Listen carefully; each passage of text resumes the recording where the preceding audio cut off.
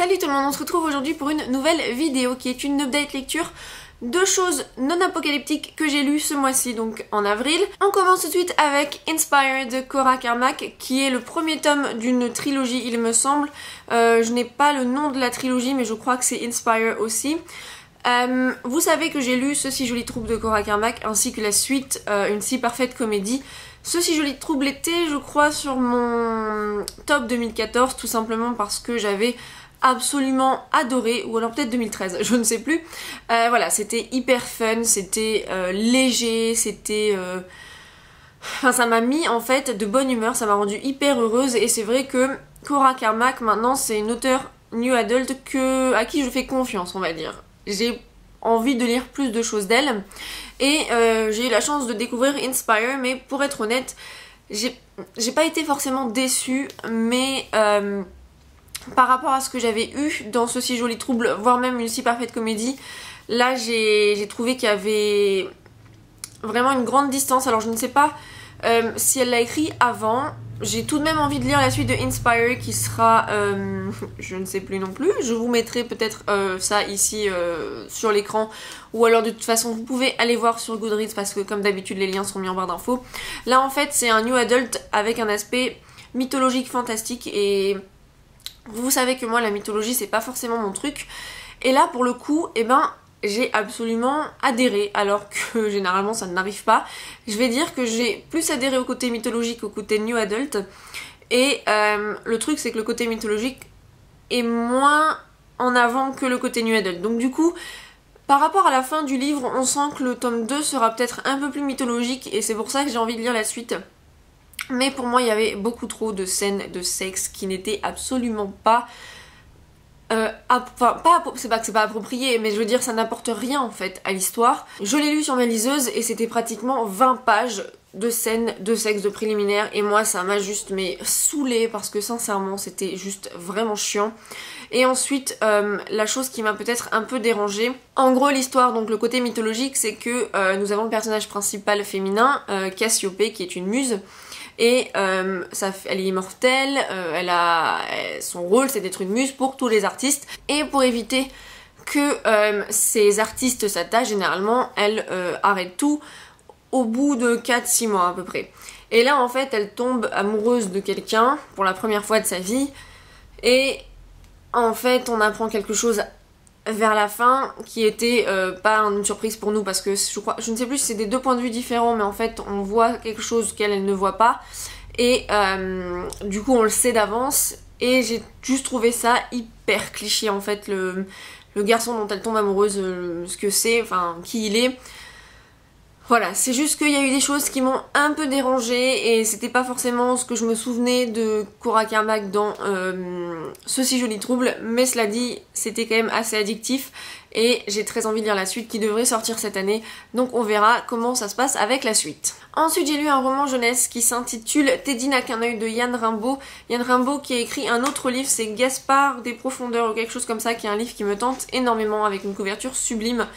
Là c'est une histoire pareil, qui m'a bien plu, mais il y a quelques aspects qui m'ont un petit peu dérangée. Donc en fait c'est l'histoire de Thomas et Lucille, ce sont des frères et sœurs, et ils vont trouver un jour un lézard avec un œil, et ce lézard n'est pas forcément un simple lézard, il y a un petit côté magique derrière, et un rapport au temps qui est absolument divin. C'est très bien écrit, j'ai vraiment trouvé qu'il y avait une certaine poésie, un certain lyrisme, quelque chose de vraiment très doux pour l'enfant et en même temps qui est assez avec de l'aventure un petit peu parce que Teddy c'est un garçon qui écrit dans un livre plein de choses sur les trolls, les créatures et compagnie, et donc il essaye d'explorer un petit peu quel est ce lézard et ce genre de choses. Donc voilà, il y avait vraiment de bons aspects. Maintenant, il y a certaines choses qui m'ont un petit peu gênée parce que j'ai trouvé ça presque forcé d'une certaine manière. Il y avait donc un aspect sur un peu médical avec on va dire l'euthanasie, le suicide assisté, ce genre de choses. Et juste, c'était un peu étrange la façon dont c'était mis dans ce livre. Personnellement, même si je trouve que c'est intéressant d'avoir exploré cet aspect-là pour les enfants, c'est juste que j'ai trouvé le tout un peu, pas mal exploité, mais juste ça s'imbriquait un peu mal à mon goût. Et au-delà de ça, j'ai trouvé qu'il y avait une fin un tout petit peu rapide et qu'il aurait pu y avoir un peu plus d'illustrations, mais malgré tout c'était une bonne lecture pour enfants. Je crois que c'est à partir de 9 ans, donc n'hésitez pas si vous avez des enfants autour de cet âge là, je pense que ça pourrait peut-être leur plaire. J'ai ensuite lu Plus de morts que de vivants, et alors là en fait je l'ai abandonné au bout de 50 pages, tout simplement parce que moi je n'ai absolument pas pu accrocher au style de l'auteur qui presque m'oppressait, et je trouvais ça absolument, enfin ça me hérissait le poil tout simplement. Je l'ai lu dans le cadre de mon comité et ce qui est assez marrant c'est que personne n'était plus ou moins d'accord avec moi. Beaucoup trouvaient que le style était absolument génial. Seulement certains disaient que ça devenait répétitif après, sauf que je n'ai pas lu la suite, donc voilà, c'était assez marrant de voir comment on peut réagir finalement à un style d'auteur. Moi je l'ai trouvé vraiment agaçant, vulgaire et enfin ça m'a vraiment énervée. C'est une histoire en fait de virus dans un collège français. Et enfin non, apparemment il y en a qui l'ont vraiment trouvé bien. Moi c'était pas mon cas. Par exemple un des exemples phares que j'avais, c'est que du coup l'auteur essaye de se mettre un peu dans la peau de jeunes de collège. Et ils utilisent des termes assez vulgaires, par exemple pour parler des professeurs. Une professeure d'anglais, son nom de famille c'est Wheelbarrow, et en gros les élèves la surnomment Suce mon barreau, un truc du genre. Voilà, c'était un peu des trucs comme ça. Et à côté de ça, on a genre le texto d'un garçon qui sort avec une fille, à la fin il lui fait un truc genre bzzz, genre pour dire bisous, bzzz, ou genre kiss, et genre non, enfin tu vois, moi je crois pas que c'est comme ça que parlent les gens par texto, surtout les garçons de genre 15 ans, à moins que c'est le cas, mais bon, en tout cas par rapport au reste des autres élèves, la façon dont c'était dépeint, enfin j'ai trouvé ça pas cohérent, et encore une fois j'ai pas du tout accroché au style que j'ai trouvé beaucoup trop sec, beaucoup trop abrupt. Donc voilà, malheureusement ça l'a pas fait avec moi, mais apparemment beaucoup l'aiment. Donc si vous aimez les histoires de virus, de contamination, apparemment c'est un peu gore ensuite dans le reste de l'histoire, donc si vous aimez ce genre de choses, n'hésitez pas à essayer. Ensuite j'ai lu un genre de... c'est pas vraiment une nouvelle, en fait ils appellent ça un monologue, mais un monologue ça peut être tout et... enfin... ça peut faire une page, voire beaucoup. Là, ça en fait 45. C'est Tout foutre en l'air, donc de Antoine Dolle. Et pour être honnête, j'ai trouvé que c'était très bien écrit. C'était assez poignant. C'est une jeune fille qui a rencontré un garçon sur internet et ils prévoient plus ou moins de se suicider ensemble. Et donc on a le procédé de cette fille qui s'enfuit de chez ses parents et qui va rejoindre ce garçon et qui sont prêts à se donner la mort tout simplement. Et franchement c'était très bien écrit, c'était assez poignant, mais plus on avançait dans les pages et moins je trouvais ça aussi bien qu'au début, et la fin pour moi a tout gâché parce que elle est arrivée un peu comme un cheveu sur la soupe, et en plus de ça je l'ai trouvée vraiment en mode alors que tout l'autre côté était assez sombre et quand même plein d'émotions et de choses très rough, je sais pas comment on le dit vraiment en français. La fin c'était genre les petites alouettes sont arrivées, oh là là c'est trop bien, et genre c'était même pas le happy ending, c'était pire que Disney quoi, et ça n'avait aucun sens. Donc voilà, pour moi ça a été vraiment la fin une déception. J'essaie de l'oublier et de me porter plus sur les 25 premières pages qui pour moi étaient très fortes. Donc voilà, c'est un peu dommage parce que ça a vraiment, au lieu de faire crescendo, ça a vraiment fait comme ça. Donc bon, c'est pas forcément ce sur quoi on aime rester, la note négative, mais c'est comme ça.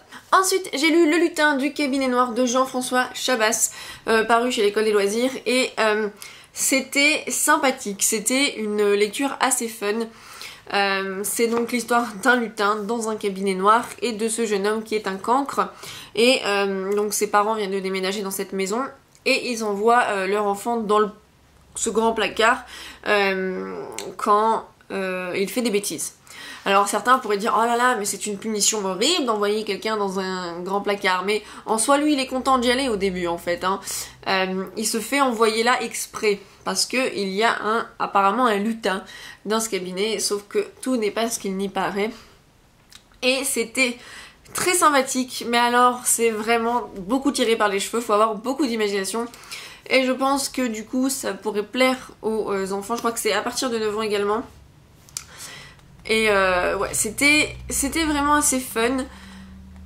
Un peu bizarre, mais c'était bien écrit, c'était rythmé, c'était drôle. Et la fin, elle est vraiment, mais c'est, je dirais, une explosion de tout et n'importe quoi. Et en même temps, ça marche.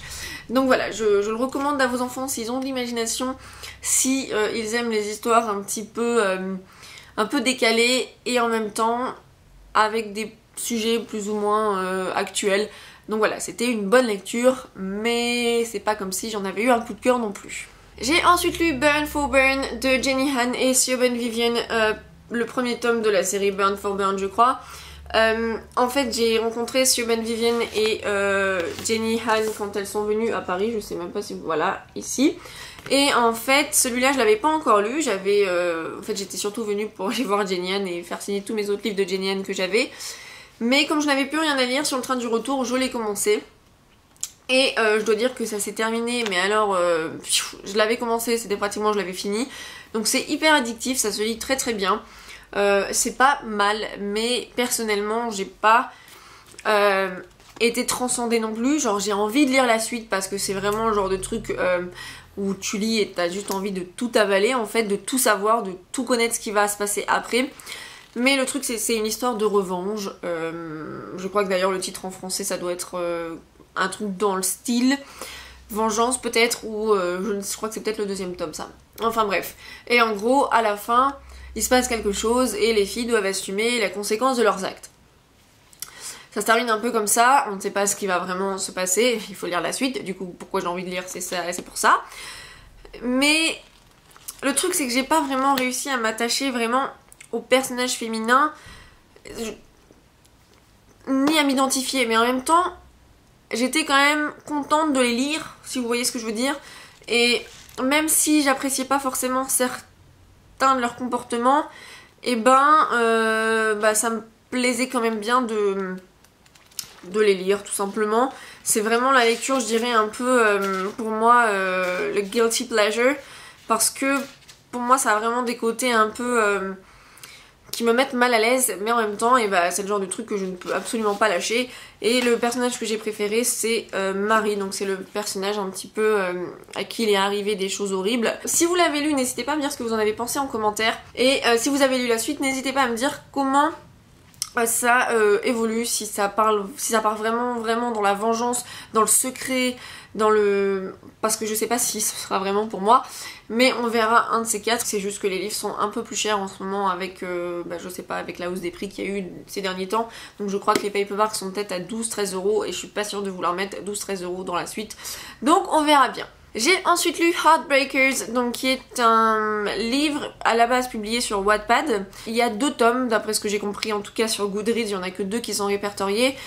Et je sais qu'apparemment beaucoup voulaient le lire, apparemment, enfin j'ai eu quelques commentaires qui m'ont dit « Ah, est-ce que c'est bien ?» parce qu'il me tentait, donc c'est pour ça que je me suis dit que j'allais en parler aujourd'hui. Alors, il faut savoir que moi je suis pas hyper emballée par les histoires qui parlent de... comment dire, de jeunes filles ou même de jeunes garçons ou autres qui sortent avec des stars de la pop ou des stars tout simplement. Ouais, c'est vraiment quelque chose qui m'a... Je trouve souvent que c'est assez mal exploité et que c'est toujours la même chose, et c'est vrai que souvent quand en plus c'est toujours des stars, soit du rock'n'roll, enfin vous voyez avec tous les tatouages, les machins, ou alors c'est des boys bands parce que ça marche en ce moment, genre One Direction, des trucs comme ça, et du coup c'est juste que je trouve ça très cliché. Et ce livre là ça n'a pas raté, j'ai trouvé ça vraiment très cliché. Ça a un aspect en plus avec le cancer, alors j'ai envie de dire la nana elle a mis tout ce qui avait pu fonctionner dans le même sac, mais après ça se lisait. J'ai trouvé ça un peu long par moments, c'est vrai que je me suis un peu ennuyée à des moments, et en même temps à côté de ça il y avait de bons éléments qui m'ont assez plu quand j'étais en train de le lire. Il y avait des personnages que j'appréciais, d'autres un peu moins. Voilà, c'était pour moi une lecture qui se lisait, mais c'est pas quelque chose que je mettrais dans mes favoris ou qui m'a vraiment donné envie de lire la suite. Voilà, c'était sympa à des moments, moins à d'autres. Mais effectivement, ça a un fort potentiel un petit peu commercial ou qui pourrait plaire au plus grand nombre, parce que ça, effectivement, met des choses que les gens semblent apprécier à l'heure actuelle. dans la lecture. Donc voilà, c'est à vous de voir si vous avez envie de lire un livre sur une jeune fille normale qui tombe amoureuse d'un chanteur un peu genre Harry Styles quoi, et vice versa, et qu'il y a une de ses sœurs jumelles à la fille, enfin sa sœur jumelle parce qu'elle a un frère jumeau aussi, qui a un cancer. Donc voilà, hop. C'est pareil, il y a des choses qui m'ont paru peu cohérentes finalement vers la fin, mais après c'est de goût personnel, n'est-ce pas? Donc n'hésitez pas à essayer, parce que c'est vrai qu'il est très très bien noté sur Goodreads, 4,21 sur 5, donc c'est plutôt une très bonne note. Moi c'est juste que effectivement c'est peut-être juste pas pour moi. Et enfin je vais vous parler d'Inaccessible de Jessica Brody. Donc c'est l'histoire de Sarah, en fait elle est retrouvée dans l'eau sur les lieux d'un crash d'avion. Et personne ne sait qui elle est, il n'y a pas son identité nulle part, on ne sait même pas si elle était censée embarquer dans l'avion. Et donc elle a oublié, enfin elle a une amnésie, et il y a un gars qui arrive et qui dit voilà, moi je te connais, mais en fait il le fait pas devant tout le monde, il essaye de lui faire rappeler ses souvenirs sans que personne ne sache qu'il soit là.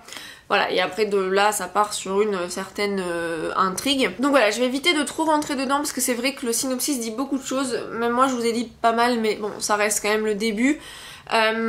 J'ai bien aimé, je lui ai mis 3 sur 5, mais j'ai trouvé ça beaucoup trop long. Vraiment beaucoup trop long. Il fait presque 450 pages et je trouve qu'on aurait largement pu couper ce livre à, je sais pas, d'au moins une petite centaine de pages, parce que souvent il se passe des choses qui n'apportent pas vraiment à l'histoire, ou alors qui auraient pu être exploitées de manière que il n'y a pas forcément besoin. Et aussi le truc c'est que je n'ai pas réussi à accrocher aux personnages, tout simplement. Je n'ai pas su m'identifier à eux, je n'ai pas su m'attacher à eux. Je les ai bien aimés mais sans plus, et du coup ça m'a un petit peu freiné, ça m'a un petit peu pas blasé, mais du coup je lisais sans être vraiment captivée par l'histoire. Et en même temps il y a des aspects de l'intrigue qui sont vraiment très intéressants, et la façon dont Jessica Brody amène à un certain moment une réponse, c'est très intriguant et c'est plutôt bien joué, je trouve. C'est pas trop confus, je trouve que ça a un côté un peu finalement pas réaliste, mais voilà, on peut y croire à ce qu'elle nous raconte. Cela dit, ben voilà, encore une fois, j'ai pas été non plus transcendée.